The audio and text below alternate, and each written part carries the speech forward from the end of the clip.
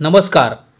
पैसा है के पैसा या मराठी अर्थविषयक यूट्यूब चॅनलवर तुम्हा सर्वांचं मनपूर्वक स्वागत.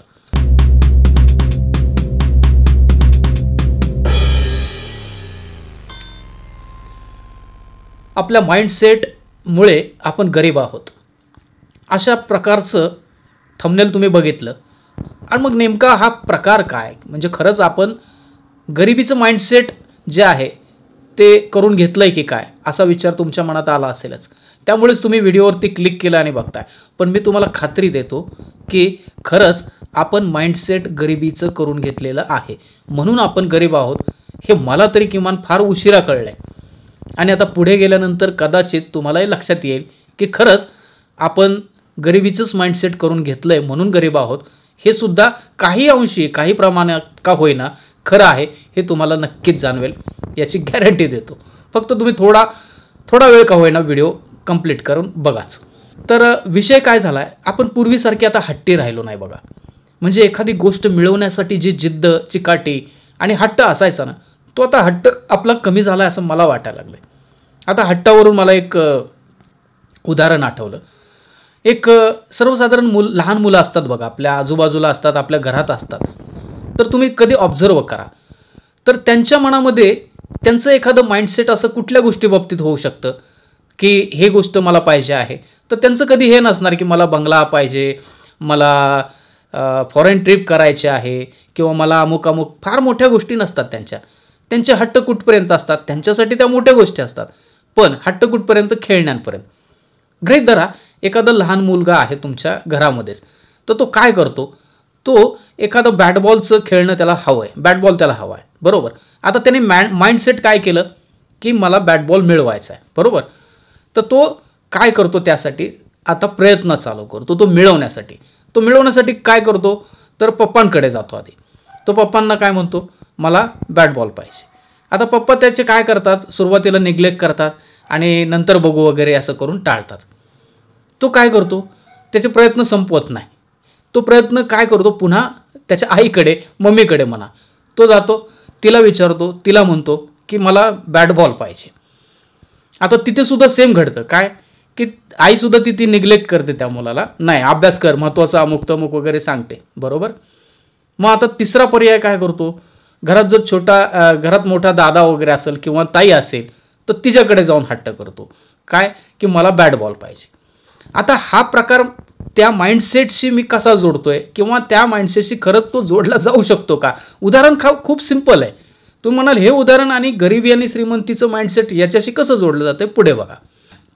होतं काय की तो मुलगा तिन्ही ठिकाणी अपयशी होतो, पण तो त्याचा प्रयत्न सोडत नाही, तो त्याचा माइंडसेट बदलत नाही.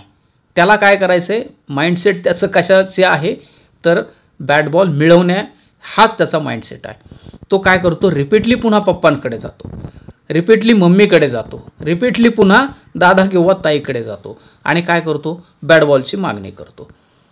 असं एकदा नव्हे, दोनदा नव्हे, तीनदा नव्हे, वारंवार तो काय करतो, परत मागणी करतो या सगळ्यांकडे. मग होतं काय, त्याला आपण हट्ट म्हणतो. काय मुलाचा हट्ट आहे या, बरोबर. तर त्या हट्टानंतर काय होतंय, हळूहळू समोरची कंडिशन बदलते बघा. आणि मग पप्पा कधीतरी म्हणतात चल ठीक आहे बाबा घेऊन टाकू, किंवा मम्मी म्हणते चल देते पण एवढा अभ्यास कर तेवढा अभ्यास कर वगैरे वगैरे काहीतरी अटी शर्ती लागू करते आणि देते. हे होतं की नाही. हे उदाहरण काय आहे, हे उदाहरण असं आहे की आपण सुद्धा माइंडसेट जे आहे ते श्रीमंतीचं माइंडसेटच ठरवेना झालो आहे की माझा पगार आता 50,000 आहे, माझा पगार 30,000 आहे. मग त्या 30,000मध्ये मी काय करतोय, माझा EMI भरतोय, माझं घरभाडं भरतोय, माझा मुलाबाळांचा शिक्षणाचा खर्च भागवतोय, मंथली जो काय आहे तो, स्वतःसाठी काही खर्च असेल तोही करतोय. पण त्या 30,000 किंवा 50,000 याच्या पलीकडे मी काही जाण्याचा विचार करत नाही किंवा तसा हट्ट धरेना झालोय. हे बघा तुम्ही विचार करून. मग तुम्ही म्हणाल नुसता हट्ट करून होतंय काय. मग त्यासाठीच जसं त्या मुलाने बॅट बॉल मिळवणे हा एक हट्ट धरला, एक माइंडसेट तयार केलं, त्याचप्रमाणे आपण जर 50,000चं इन्कम 1,00,000 व्हावं यासाठी जर माइंडसेट आपण तयार केलं तर, आणि ते माइंडसेट तयार केल्यानंतर आपण आपोआप काय करणार, ते वरचे 50,000 जे आहेत ते कसे मी मिळवू शकतो, कुठे प्रयत्न करू शकतो आणि कशा पद्धतीने ते मला मिळतील याचा विचार करू शकतो.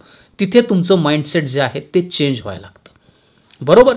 मग तिथे प्रयत्न सुरू होतात आणि मग ते प्रयत्न करत करत करत काय होतं की तुमची ती इम्पॉसिबल कंडिशन जी आहे, शक्य आहे का 50,000 ते 1,00,000 रुपये इन्कम वाढणं शक्यच नाही हो.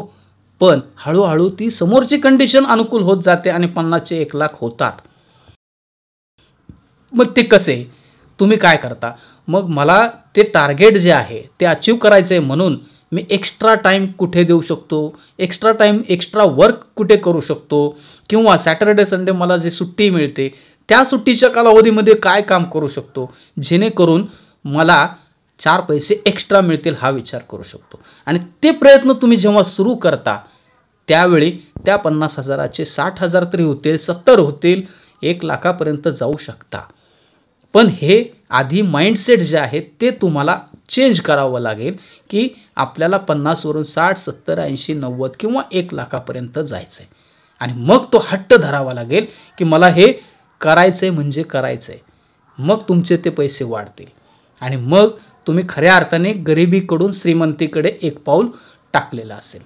आता तुम्ही म्हणाल की मग हे सगळं कसं शक्य आहे. अहो साधं सिंपल आहे, टाईम मॅनेजमेंट.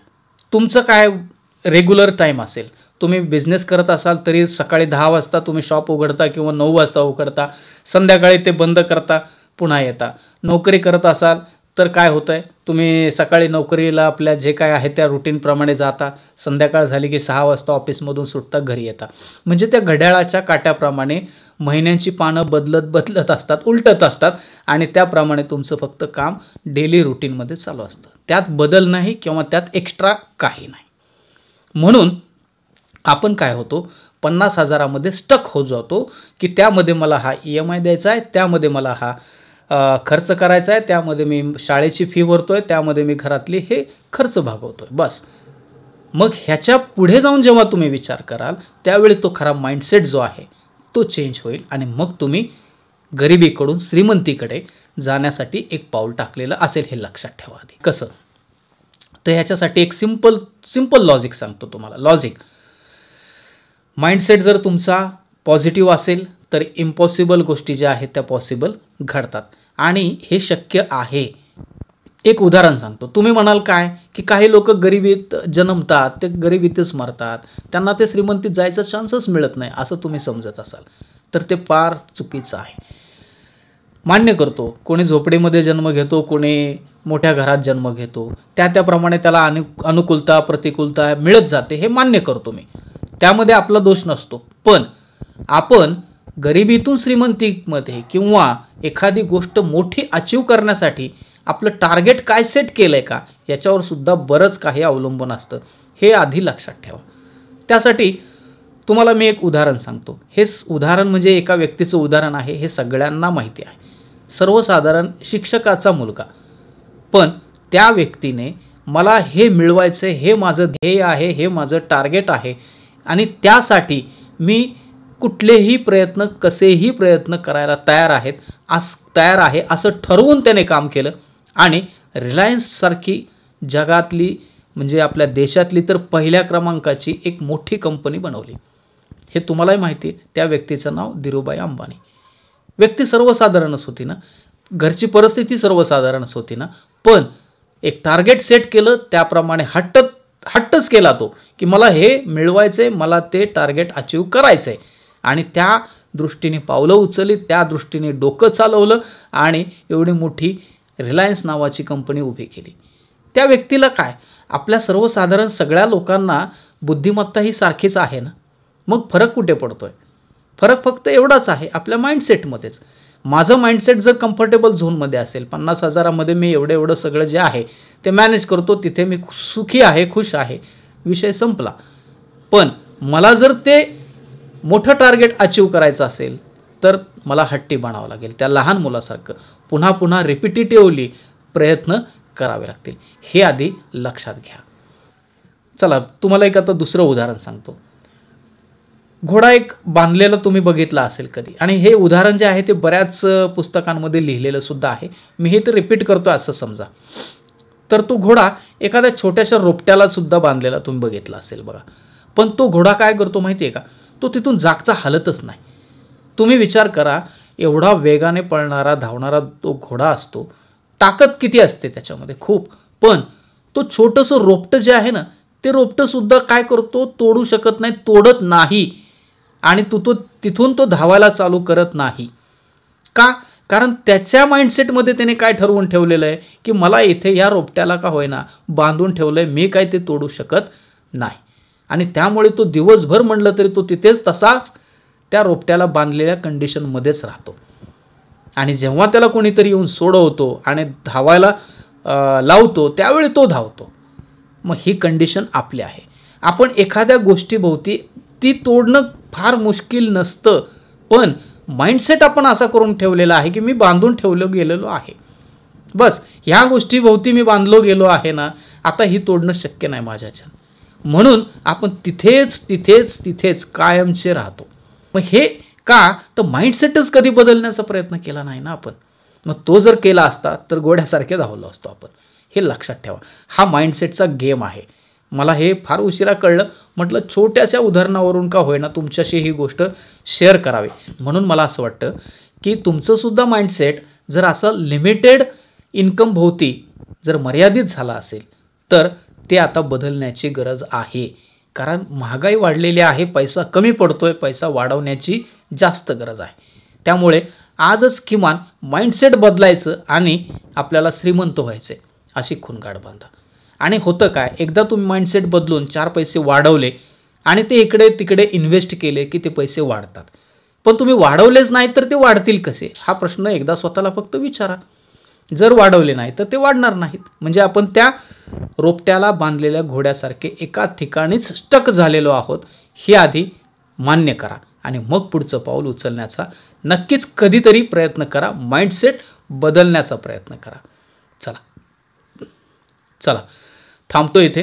मला वाटतं माइंडसेट थोडा का होईना, मी म्हणत नाही मी फार मोठं आगाध ज्ञान दिलं आहे तुम्हाला, अजिबात असं म्हणणार नाही, पण छोट्याशा गोष्टीमधून का होईना एका माइंडसेटबद्दल तुम्हाला थोडी का होईना माहिती मला द्यावी वाटली, शेअर करावी वाटली, म्हणून ती या छोट्याशा व्हिडिओमधून मी शेअर केली.